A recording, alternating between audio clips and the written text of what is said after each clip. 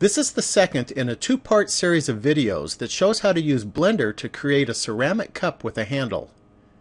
In this video, we'll finish the cup and then render the final image.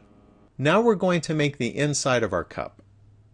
So come down here to this menu and select Wireframe, and then press 1 on the number pad to switch to front view. And then come back down here to these 3 buttons with the cubes on them and select the first one, which will allow us to select vertices. And now we're going to select these top vertices, so press the B key and then hold down the left mouse button while you drag the selection box around these top vertices.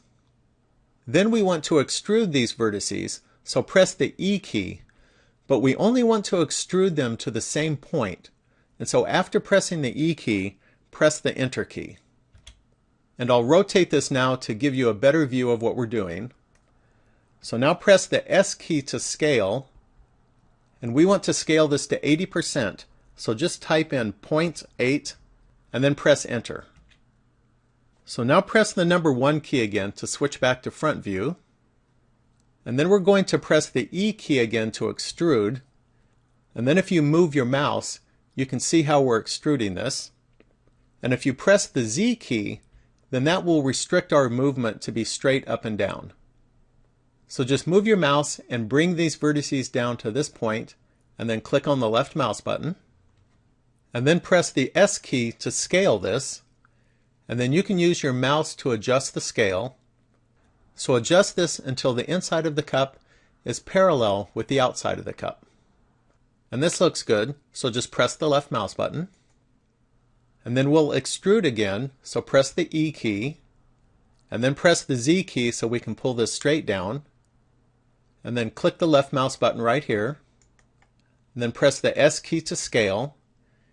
And again, we'll pull this out until the inside of the cup is parallel with the outside, and then click the left mouse button.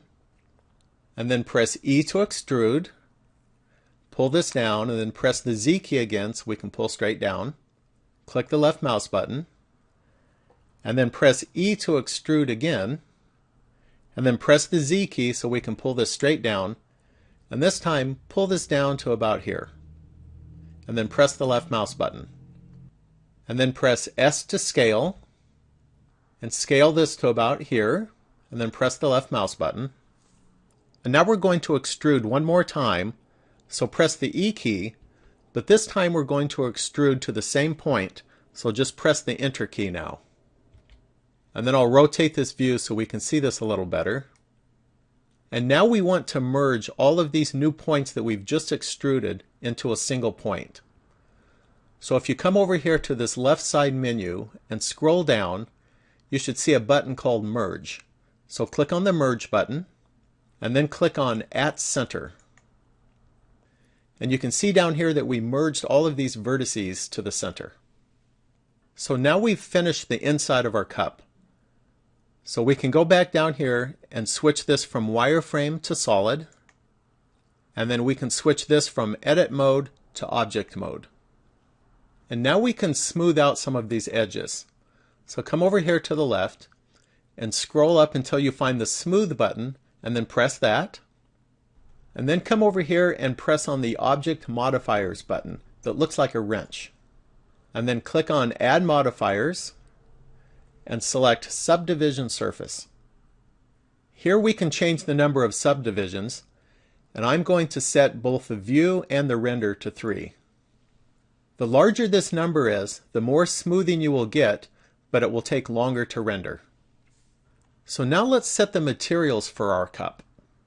So click on the Material button right here, and then press the New button. If you have a menu that looks completely different from what I have, it could be that you don't have Cycles Render selected. And this is where you select Cycles Render. So for example, if I were to select Blender Render, you can see that this looks completely different.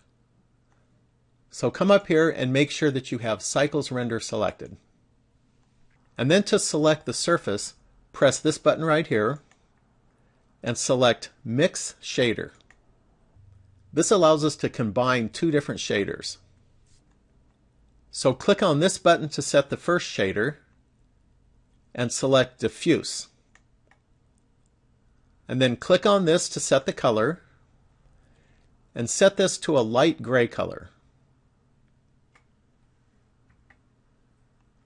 And then click right here to set the next shader, and for this one choose Glossy. And we'll leave the color as white, but we're going to change the roughness to 0. So just enter your number in and press enter. This value here controls the proportions of our two shaders. Values of 0.1 to 0.15 will work well for what we're trying to achieve. So I'm going to set this to 0.14. By combining these two shaders in this proportion, it will make our cup look like it's made out of a shiny ceramic material. Next, let's add a simple surface for this cup to sit on. So press 1 on the number keypad to switch to front view. And let's zoom out a little bit. And then click right below the cup to set an origin point. And then go up to the Add menu and select Mesh and Plane. And if I rotate the view, you can see the plane. And then we want to scale this plane to be 3 times its current size. So press the S key to scale, and then type 3, and then press the Enter key. And then press 1 on the number pad to bring us back to front view. And then you can grab this arrow right here and pull this up till it's about equal with the bottom of this cup. And then we'll set the material for this plane. So you should still have the material button pressed. So just click on New. And we can keep the default surface of Diffuse. And then let's change the color to a light blue color. And so now let's add a light source. So zoom out. And come up here to where you see the camera and go just to the top right of it, and then press your left mouse button, and that'll set a point of origin for us. And then go over to the Add menu and select Mesh and Plane. And we want to rotate this plane, so press the R key, and then you can move your mouse to rotate this, or we can enter a value in directly. And I want to rotate this to 45 degrees, so I'm just going to type 45 and then press Enter. And then we want to scale this up to be 5 times its current size. So press S to scale, and then type 5, and then press the Enter key. And I'll rotate our view so that you can see what we have here. And with this plane still selected, let's set the material. So come over here and click on New. And for the surface, choose Emission. This will allow the plane to emit light, and we can control the amount of light that's emitted by using this strength value here. And I'm going to set the strength to 10. So just click on the number, type in 10, and press Enter. Now, to see our scene as viewed through the eye of the camera, press 0 on the number pad. We can move our scene around while looking through the camera if we make a change to our preferences. So to do this, click on the View menu and select Properties. And over here, click on the checkbox next to Lock Camera to View. And then we can turn this menu back off again by going to the View menu and select Properties again. And now while looking through the camera, we can use the scroll wheel to zoom. And if we press the Shift key and then press and hold the middle mouse button, then we can pan the view also. So I'm going to zoom in here just a little bit more. So now we're ready to render our image. So come over here and click on the Render button that looks like a camera. And without changing any of the settings, click on the Render button so that we can get a quick idea of what our scene will look like. And if you're using a version of Blender earlier than version 2.64, then this button may be called Image instead of Render. And by the way, if you want to abort the rendering process while you are rendering, just press the Escape key. Now this image that we just rendered looks grainy because it wasn't rendered with very many samples, but it is useful for checking things like the lighting. And everything looks good here, so I'm going to go ahead and render it with more samples. So to do this, scroll down here until you find a section called Sampling, and then click on this. And if you're using a version of Blender earlier than version 2.64, then this section may be called Integrator instead of Sampling. Now after you open this up, find the section here called Samples. And here you can see that rendering is currently set to 10 samples. The larger this number is, the better the final image will look, but the longer it will take to render. 100 samples produces a nice image, but 1,000 samples will produce a really nice image, but it can take quite a while. For this video, I'm going to set this to 250 samples. Sometimes when you render an image, you may end up with a couple of white pixels at places in the image where they should not be white. These unwanted white pixels are sometimes referred to as fireflies. To help prevent this from happening, we can set the clamp value, which is right here.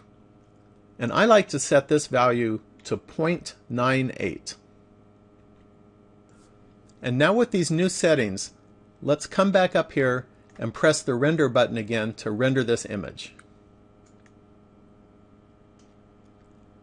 And since I've selected 250 samples, this is going to take a couple of minutes, so I'm going to go ahead and pause the video until this is finished.